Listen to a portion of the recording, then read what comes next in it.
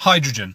I want to talk about green hydrogen, the UK hydrogen economy, and how hydrogen heating should be a no-go. We don't want to do hydrogen home heating because it's a terrible energy penalty on the end user, and the cost of doing so will be prohibitive. It will all come out in the wash, but let me talk about a few things now.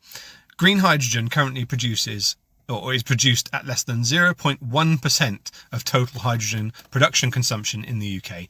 We have a hydrogen industry already, nothing to do with heating. We use hydrogen in industrial processes and a variety of other things, and we use 27 terawatt hours worth of that energy. Now, that's in the context of the UK total heating demand of about 800 terawatt hours per year. So a small amount of energy, but of that 27 terawatt hours, we currently only produce 0.1% of it as green hydrogen, and that means it's produced from renewables and is then available for those